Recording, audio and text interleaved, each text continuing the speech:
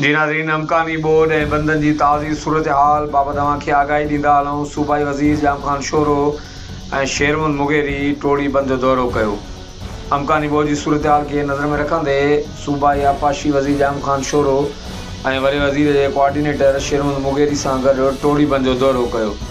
दौरे दौरान इंजीनियरनि वज़ीर खे बंदनि जी मौजूदा सूरत हाल, हिफ़ाज़ती क़दमनि ऐं मुमकिना ख़तरनि बाबति तफ़सीली ब्रीफिंग ॾिनी। इन मौक़े ते जाम ख़ान शोरो चयो त सिंध हुकूमत बंदनि जी मुसलसल निगरानी करे रही आहे ऐं सभई खाता अलर्ट आहिनि। हुन चयो त बंदि खे कंहिं बि हंधि कटण जी इजाज़त न ॾिनी वेंदी।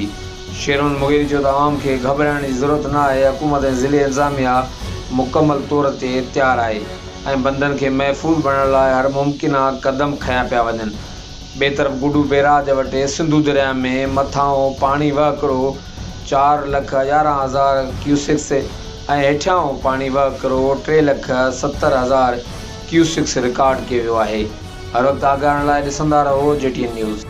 हमारे पास राइट साइड पे, लेफ्ट साइड पे जो वल्नरेबल पॉइंट्स हैं उस पे केके के ऊपर, टोड़ी के ऊपर, आपका जहाँ जहाँ में हमारे वल्नरेबल पॉइंट्स हैं वहाँ पे बहुत पहले हमने काम शुरू किया है और वहाँ पे पत्थरों की स्टैकिंग भी कर रहे हैं।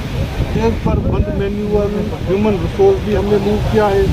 डिप्टी कमिश्नर साहिबान एजुकेशन की कोऑर्डिनेशन से वहाँ पे हमने मूवमेंट रखी है कि दरिया के बिहेवियर को भी देखें।